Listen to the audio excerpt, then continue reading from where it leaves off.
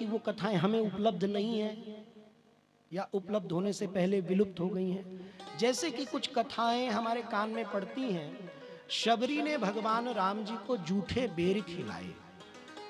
ये कथा तो सब सुने हैं, पर ये इसका मूल कहाँ लिखा है ये किसी को पता नहीं। ऐसे ही हम सब एक कथा सुनते हैं, इसी समय की बात है, इसी समय की, ठीक इसी समय की, अभी अभी आप लोगों ने सुना, शिशुपाल का सर भगवान ने सुदर्शन चक्र से काट दिया। तो जब वह चक्र सुदर्शन लौटा तो सुदर्शन चक्र में ऐसी धार थी कि जब भगवान की उंगली पर वो वापस आया तो भगवान की उंगली कट गई। और ये उसी समय की कथा में बात जुड़ती है कि जिस समय भगवान की उंगली कटी उसी समय द्रौपदी जी ने अपना चीर फाड़कर, पल्लू फाड़कर भगवान की उंगली में लपेटा। ये कथा हम सुनते हैं, पर इसका भी मूल उपलब्ध नहीं है। कहीं कारण जो भी हो, मैं आप सबसे निवेदन पूर्वक एक बात कहना चाहता हूं, ठीक इसी तरह एक कथा हम सबको और भी सुनने को मिलती है। क्या? सुदामा जी ने भगवान के हिस्से के 2 मुट्ठी चने खा लिए, वो भी चुरा कर, चोरी से। कथा मिलती है ना, कई सब कहते हैं, सुने तो यही है।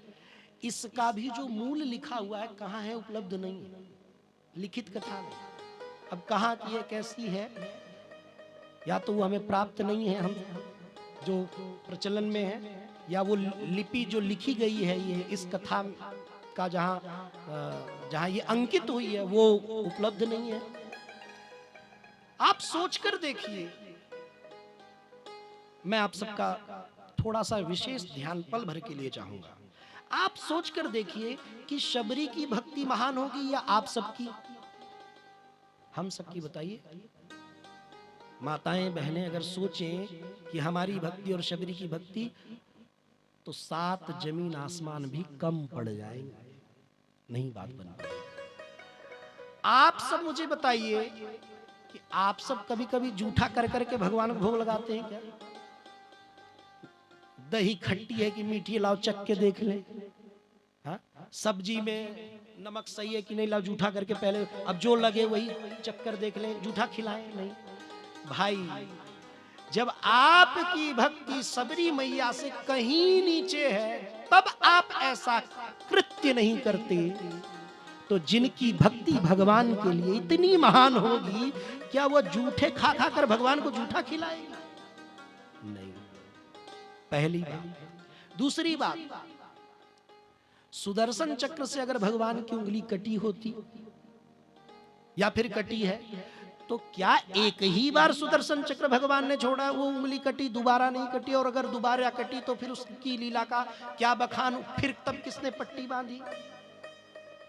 दूसरी बात। तीसरी बात, जिनके प्राण धन श्याम सुंदर हो, मैं फिर कह रहा हूं, जिनके प्राण धन, जिनके सर्वस्व श्याम सुंदर हो, क्या वो अपने ऐसे प्रभु श्याम सुंदर के हिस्से का 2 मुट्ठी चना वो भी चुरा कर खाएंगे?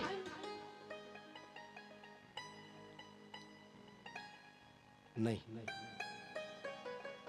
ये उचित दृष्टि से अगर विचार किया जाएगा तो संभव ही नहीं है। हा? आप सबसे निवेदन है, कथा सुनिए, वास्तविक कथा क्या है। सुदामा जी को गुरु पत्नी ने कहा, सुदामा जाओ, चूल्हे के लिए वन से थोड़ा ईंधन ले आओ, लकड़ी काट कर ले आओ जंगल से। सुदामा जी हाथ जोड़कर बोले, गुरु मां, आपकी आज्ञा का पालन तो मैं करूंगा ही, लकड़ी काटने तो मैं जाऊंगा ही, पर अगर आपकी अनुमति हो तो मैं कृष्ण को अपने संग ले जाऊं। गुरु मां ने कहा कि मैं तो जानती ही थी तुम्हारा अनुनय विनय यही होगा, मैं जानती हूं सुदामा, तुम कृष्ण के बिना एक पल भी रह नहीं सकते, ले जाओ, सहयोग की दृष्टि से ले जाओ, कृष्ण को भी ले जाओ। और सुनो, हमने इस पोटली में थोड़े से चने रखे हैं, भूख तो लगेगी, स्वाभाविक है, खा लेना जब भूख लगे। सुदामा ने कहा, हाँ मैया ठीक है, पोटली में वहां चने रखे थे। सुदामा जी बोले मां आप तनिक ठहरिए, मैं गया कुल्हाड़ी और रस्सी लेकर आया। इधर सुदामा जी कुल्हाड़ी और रस्सी लेने गए, तुरंत उसी समय की घटना है। दुर्वासा ऋषि आए, गुरुकुल के द्वार पर खड़े होकर उन्होंने कहा मातु भिक्षाम देहि। हमेशा गुरु मां दिया करती थी। आज जब दुर्वासा जी ने कहा मातु भिक्षाम देहि, तो सामने निकलकर गुरु मां ने कहा अच्छा संयोग था कि उस दिन उन चनों को छोड़कर, जो पोटली में मां दे चुकी थी, उन चनों को छोड़कर संयोग था। जैसे संयोग होता है, कभी हमारी जेब में 5,000 50,000 रुपए होते हैं, और कभी कभी संयोग होता है 5-10 रुपए भी नहीं होते, खाली जेब होती है। तो संयोग था उस समय उन चनों को छोड़कर उस आश्रम में कुछ नहीं था। तो मां ने सोचा कि बालक हैं, जाएंगे, परिश्रम करेंगे, पेड़ पर चढ़ेंगे, लकड़ियां काटेंगे, बीनेंगे, बटोरेंगे, भूख तो लगेगी और वैसे भी मैं दे चुकी हूं, तो और इसके अतिरिक्त तो कुछ है नहीं। तो गुरु मां ने मना कर दिया दुर्वासा जी को, आज आपके योग्य हमारे आश्रम में कोई अन्न नहीं है। दुर्वासा जी 10 कदम जब आगे बढ़ गए, सोचे चलो कोई बात नहीं, ठीक है, नहीं है तो कोई बात नहीं। 10 कदम आगे बढ़े, द्वार पर से जब आगे निकले द्वार से, तो 10-15 कदम जब चले तो दुर्वासा जी के मन में एक बात आई कि इतने बड़े गुरुकुल में, इतने बड़े आश्रम में क्या सचमुच अन्न का कोई दाना नहीं है? हमारे देने योग्य कोई अन्न धन नहीं है? दुर्वासा जी ने कहा जरा मैं देखूं तो सही। तो दुर्वासा जी को जाकर थोड़ी देखना था, वो तो आंख बंद किए। आंख बंद कर कर जैसे ही देखा तो पोटली वाले चने दिख गए। दुर्वासा जी लौटे, वापस आए, बोले मां बाहर निकलो। गुरु मां बाहर निकलो। मां आपने भेद दृष्टि की है, आपने भेद बनाया। आपने कहा अन्न का एक दाना भी नहीं, कुछ नहीं आपको देने योग्य। मां आपने अपने गुरुकुल के विद्यार्थियों को अपना पुत्र समझा, मुझे नहीं समझा। 4 मुट्ठी चने थे, 1 मुट्ठी मुझे दे देती, क्या हो जाता? आपने मुझे अपना बेटा नहीं माना।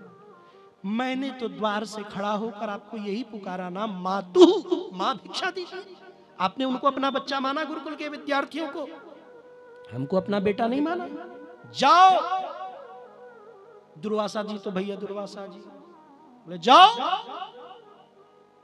आपने हमको नहीं दिया ना, ठीक, श्राप देते हैं, जो उस अन्न को खाएगा दरिद्र हो जाएगा, जो खाएगा दरिद्र। इतना वो बोले ही थे कि सुदामा जी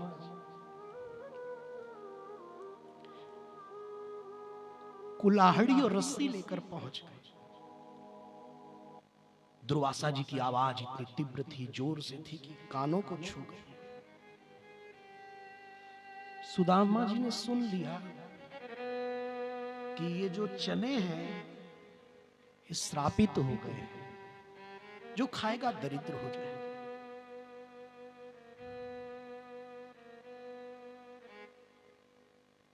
सुदामा जी के मन में एक ही बात आई। सुदामा जी सोचे मैं ब्राह्मण बालक जीवन भर धरती पर सोऊंगा तो कोई फर्क नहीं पड़ेगा। कृष्ण तो राजकुमार है, राजा के बेटे हैं, धनी घर के हैं, सब प्रकार के सुख संसाधनों से परिपूर्ण जीवन को जीने वाले अगर मेरे प्राण प्रियतम प्यारे कृष्ण को दुख हुआ, उन्हें दरिद्रता व्यापेगी, उनको बहुत कष्ट हो जाएगा।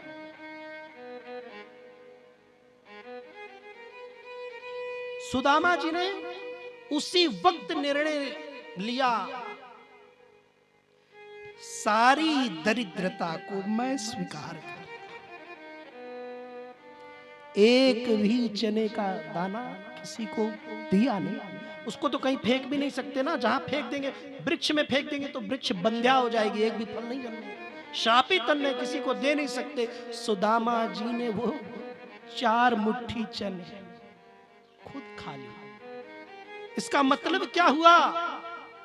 इसका मतलब हुआ कि कृष्ण के हिस्से की भी दरिद्रता सुदामा ने स्वयं के सर माथे कर लिया। आप जानते हैं, आपको ज्ञात हो या ना हो, द्वारिका में जब भगवान की थाली सजती थी ना 56 भोग की, और जब भगवान पहला ग्रास उठाते थे तो भगवान के मुख में वो ग्रास जाता नहीं था, अश्रुपात होता था।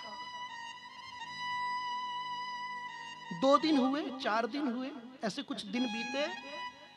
रुक्मिणी जी ने पूछा, अन्य पत्नियों ने पूछा, प्रभु ये पहला ग्रास उठाते हैं तो आपकी आंखें भर आती हैं, रो पड़ते, क्यों, कारण क्या है? भगवान बोले, देवी ये जो अन्न का ग्रास है ना, ये जो भोग है, ये मेरे हिस्से का नहीं है, ये मेरे मित्र सुदामा के हिस्से का है। उनकी मेहरबानी से मुझे मिल रहा है। अगर उन्होंने मुझ पर उपकार न किया होता तो 56 भोग तो बहुत दूर की बात है, फिर मुझे कभी कभी बिना अन्न के रहना पड़ता, जैसी स्थिति आज सुदामा जी की। एक बात और स्मरण करने योग्य है,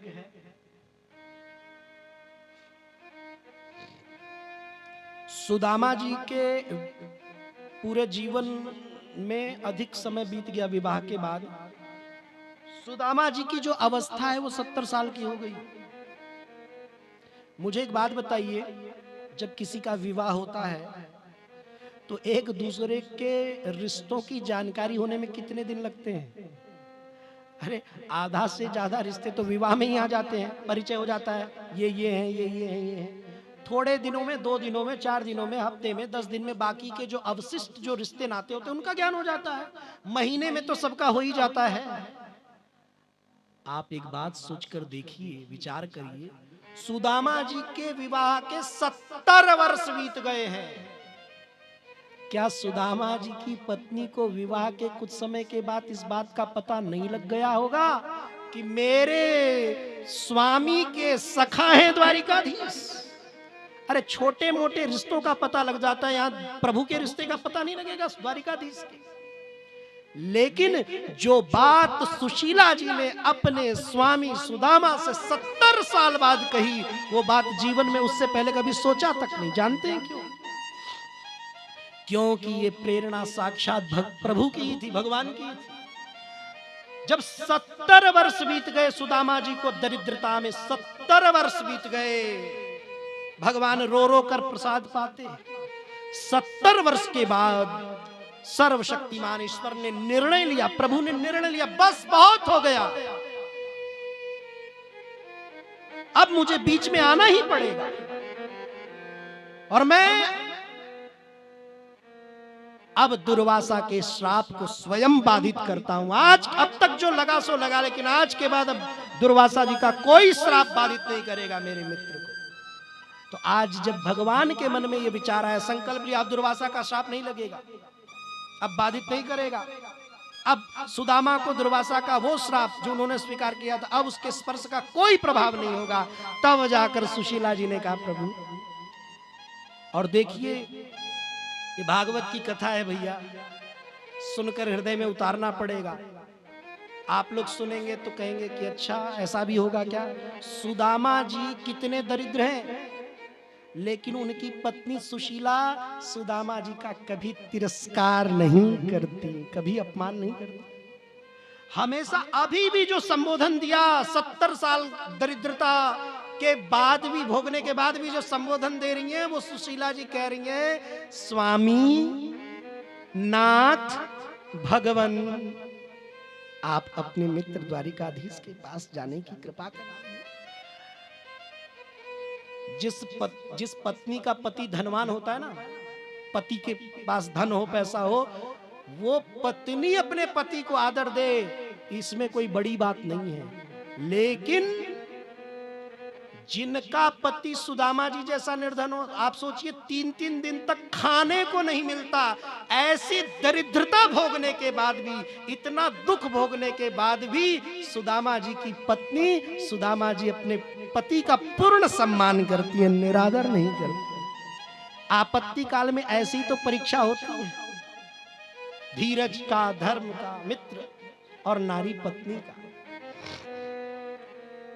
भेजा है भैया, कथा तो आप सब जानते ही हैं। 4 मुट्ठी चावल, इधर से सुदामा जी रो पड़े।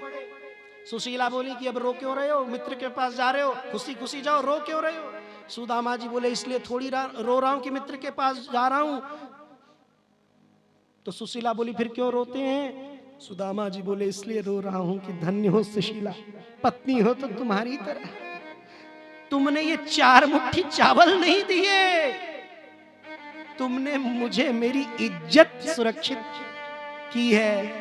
मैं अगर खाली हाथ जाता तो दुनिया वाले सोचते कि सुदामा निर्धन है, धनवान द्वारिकाधीश के पास कुछ लेने जा रहा है। 4 मुट्ठी चावल देकर तुमने प्रमाण दे दिया संसार को कि सुदामा इतनी निर्धनता के बाद भी द्वारिकाधीश को कुछ देने जा रहा है, कुछ लेने नहीं जा रहा है। लेने नहीं, न भूख लगती है न प्यास लगती है, जिंदगी भी अब उदास लगती है। कैसे आऊं नाथ द्वारिका तेरी, आस भी अब निराश लगती है। सुदामा जी थक कर एक पेड़ के नीचे सोए, थोड़ा सोचे थक गया हूं, आराम कर लूं। भैया आंख खुली तो सब चकाचौंध, सब चमचम चमचम चमचम, सब नगर, सब द्वार, सब हवा। सुदामा जी बोले सोया था तो पेड़ पौधे थे, जंगल था। आंख ऐसे ऐसे कर रहे हैं, ऐसे ऐसे कर रहे हैं, थोड़ा सा ऐसे चीटी भी काटे, सो तो नहीं रहा हूं, सपना तो नहीं, सब सही था। किसी ने पूछा कि भैया ब्राह्मण देवता क्या क्या इधर उधर चक्कर चक्कर देख रहे हो, टुकुर टुकुर क्या देख रहे हो इधर उधर। सुदामा जी बोले भैया ये कौन सा नगर है। किसी ने पूछा आपको जाना किस नगर है। सुदामा जी बोले हमको द्वारिका नगरी जाना है। सब हंसे। सुदामा जी बोले क्यों हंसते हैं। बोले महाराज द्वारिका में ही खड़े और कह रहे हैं द्वारिका जाना है। सुदामा जी रो पड़े। जानते हैं क्यों। सुदामा जी बोले इतनी बात तो मुझे अच्छी तरह से याद है, सोया तो मैं जंगल में ही था, सोया तो मैं जंगल में ही था, आंख मेरी द्वारिका में खुली है। मतलब प्रभु के चरणों में। ये 2 यात्रा है, 2 यात्रा के बिना परमात्मा के चरणों तक कोई नहीं पहुंच सकता। लिख लीजिए कौन सी यात्रा। पहली यात्रा जो सुदामा जी ने की उस यात्रा का नाम है पुरुषार्थ की यात्रा। पहली यात्रा पुरुषार्थ की। आप कहेंगे वो कहां से कहां तक की। तो पुरुषार्थ की यात्रा थी सुदामा जी की खुद की कुटिया से लेकर जंगल तक की, पेड़ के नीचे विश्राम करने तक की वो पुरुषार्थ की यात्रा थी। और जब कोई जीव अपने पुरुषार्थ की यात्रा को परमात्मा की ओर ले जाता है तो भगवान कहते हैं बस तुमने पुरुषार्थ की यात्रा कर दी, अब कृपा की यात्रा हम करवाएंगे, तुमको श्रम नहीं करना पड़ेगा। आंख खुली तो कृपा के सहारे द्वारिका के चरणों में थी।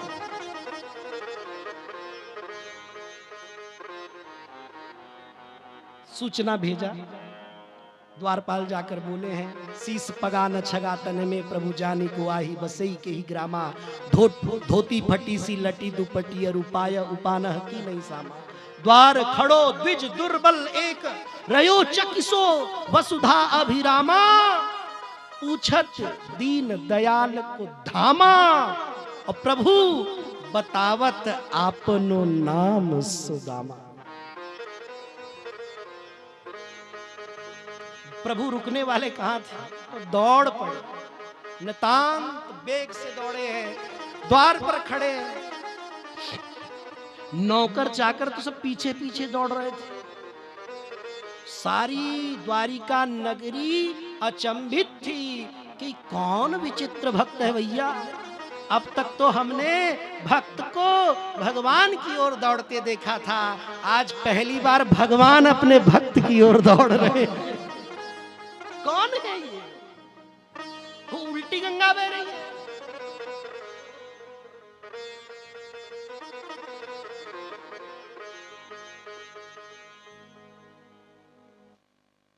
सुदामा जी को हृदय से लगाया, लेकर आए हैं। कुछ चीजें मैं संक्षिप्त में आप सबसे कहकर फिर आगे बढ़ेंगे। लेकर आए, भगवान ने अपने सिंहासन पर बिठाया, बगल वाली कुर्सी पर नहीं। कुछ चीजों का ध्यान दीजिए आप सब, आपको समझ में आएगा कि भक्त और भगवान का जब मिलना होता है तो उनमें कोई अलगाव दुराव छिपाव नहीं होता। भगवान ने ये नहीं कहा इनकी कुर्सी बगल में लगाओ, नहीं।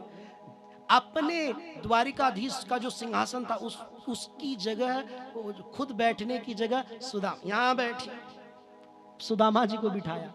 ये क्या, आपके चरण जूते चप्पल नहीं है, नंगे पर कांटे लगे हुए। अरे भैया जाओ परात का जल लेकर आओ। परात मंगवाया,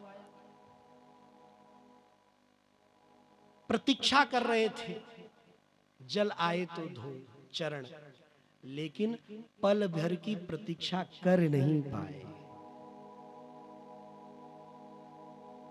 ऐसे बेहाल बेबाइन सो पग कंटक जाल लगे पुनि जोए, हाय महा दुख पायो सखा तुम आए इते न किते दिन खोए।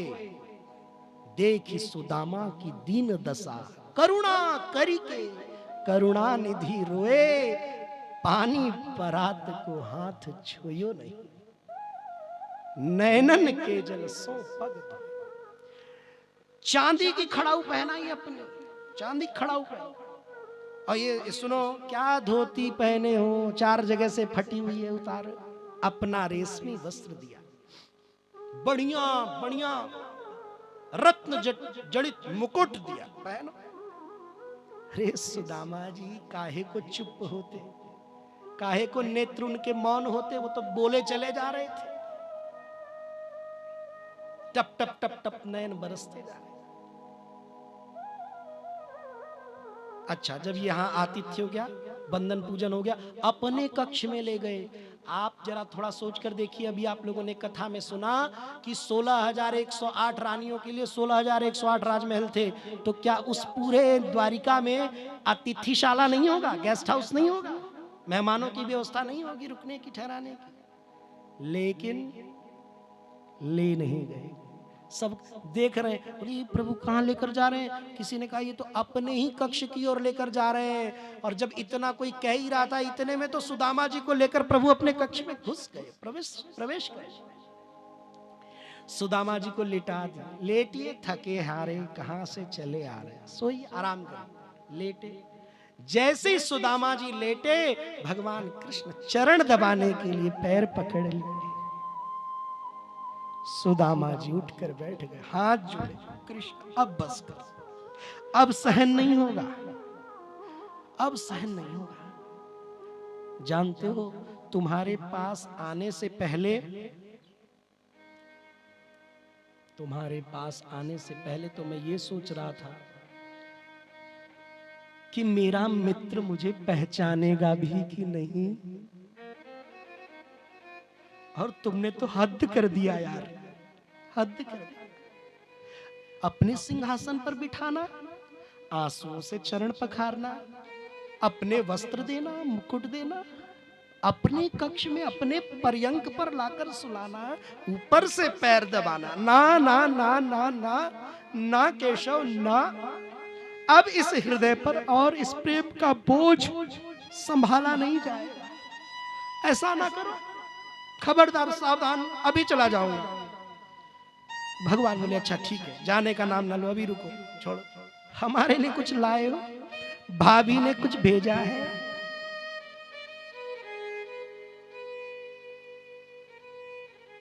सुदामा जी सोचते हैं ये महाराज सुधरे नहीं है।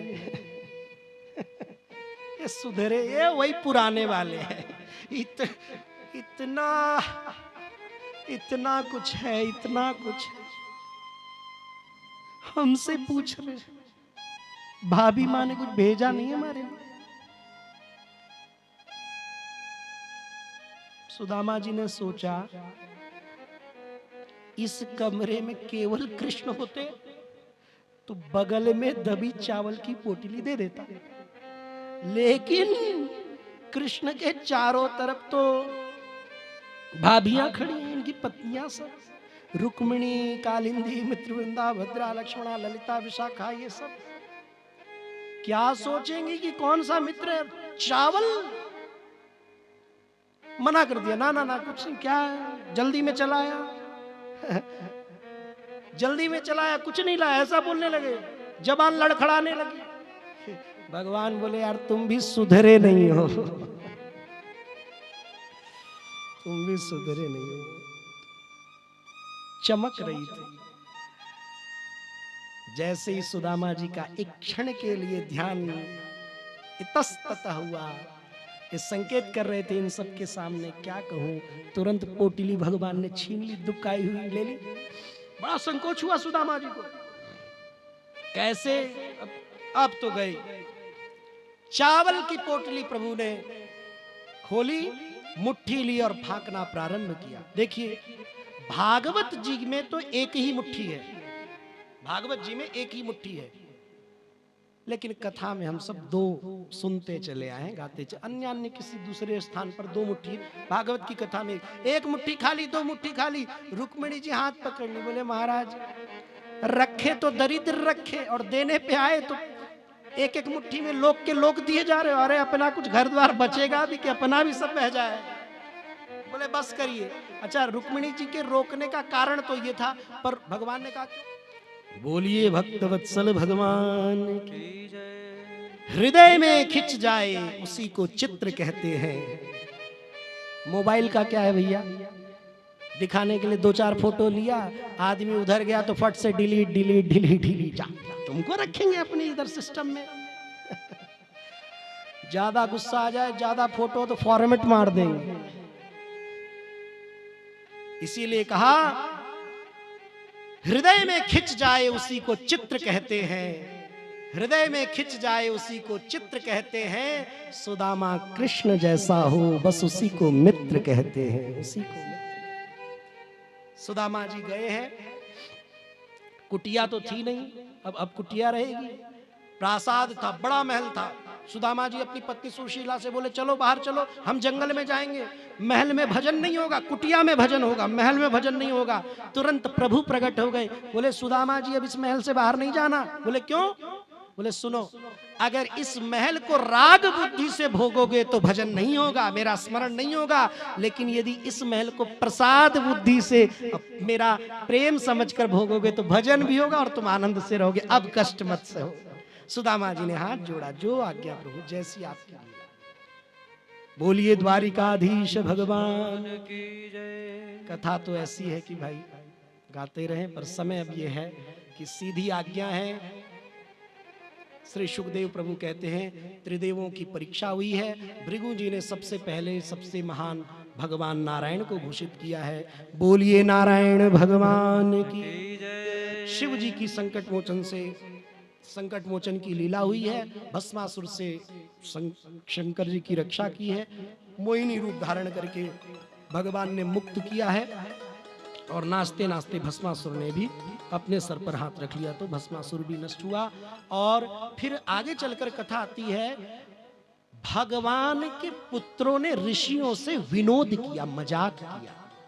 अपने भगवान के पुत्रों ने क्या किया, अपने पेट में कपड़ा लपेट लिया और जाकर ऋषियों से पूछते हैं बताइए प्रभु आप तो अंतर्यामी हैं, आप तो सब जान जाते हैं, आंख बंद करके बताइए बेटा होगा कि बेटी। ऋषियों ने आंख बंद कर देखा तो समझ गए कि ये तो हमसे विनोद कर रहे हैं, हंसी कर रहे हैं। तो ऋषियों ने श्राप दे दिया, जाओ इसके गर्भ से मूसल निकलेगा और वो उसी मूसल से पूरे यदुवंश का नाश हो जाएगा।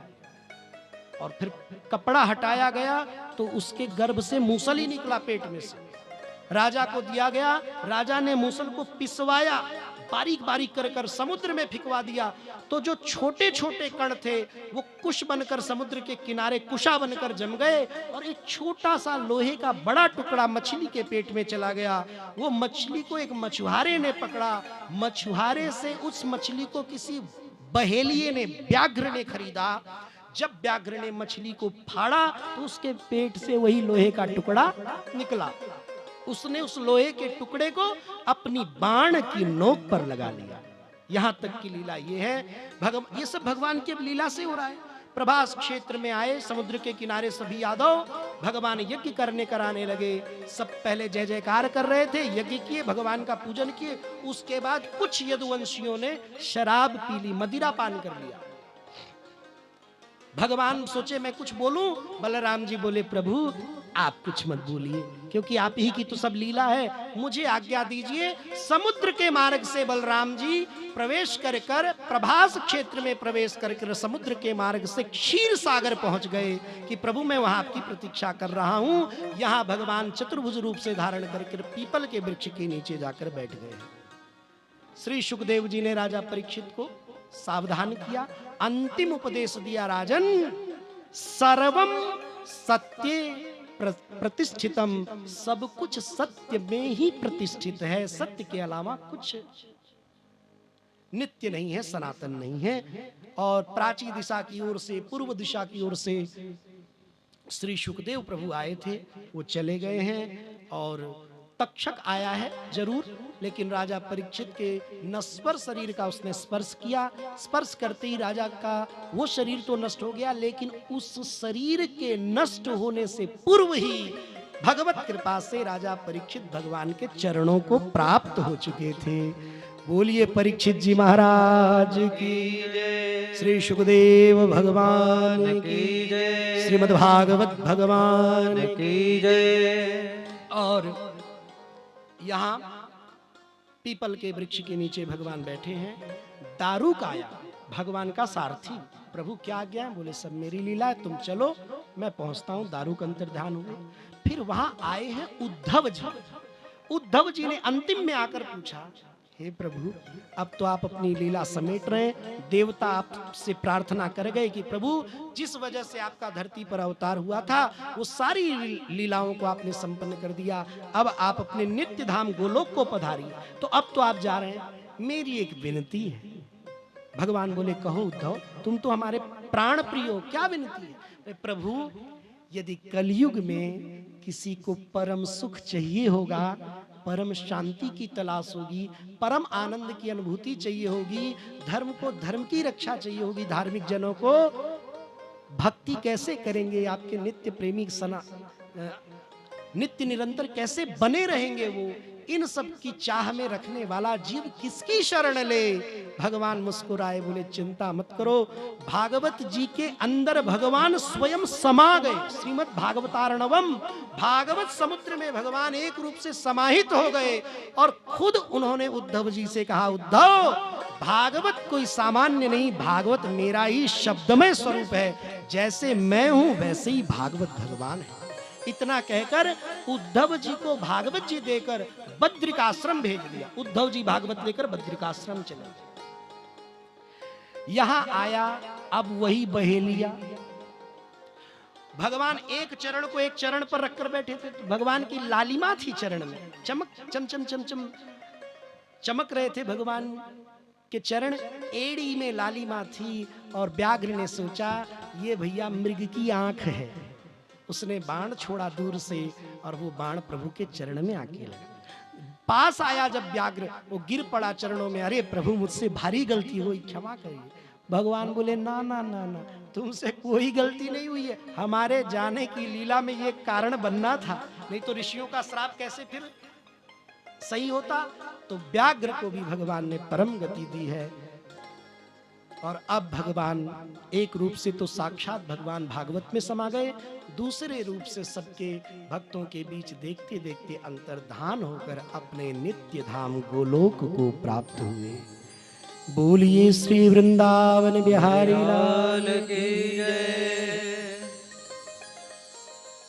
2 श्लोक आप सब जितने भी भक्त यहाँ हैं, निसंदेह कहने की आवश्यकता नहीं है, आप लोग बड़ी शांति और बड़ी निष्ठा से कथा आज ही नहीं बल्कि नित्य सुने हैं। आप लोगों की श्रवण निष्ठा को मैं बारंबार प्रणाम करता हूँ।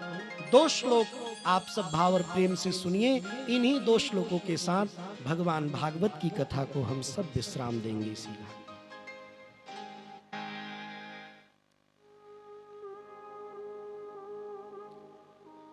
सच्चिदानंद रूपाय विश्वोत्पत्त्यादिहेतवे तापत्रयविनाशाय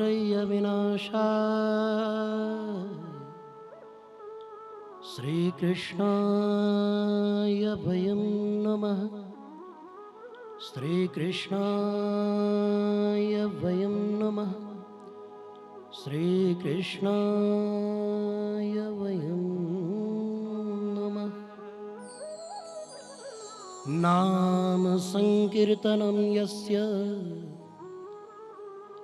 सर्वपापप्रणाशनं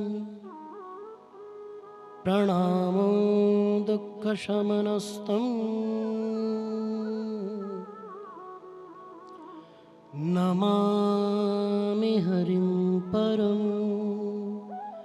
नमामि हरिं परं। नमामि हरिं परं। बोलिए श्री लक्ष्मी नारायण भगवान की जय। सद्गुरुदेव भगवान की जय। उमापति महादेव की जय। गजानन भगवान की जय। पौनुषत हनुमान जी महाराज की जय। सभी देवी देवताओं की जय। जय जय श्री राधे। जय जय श्री राधे। जय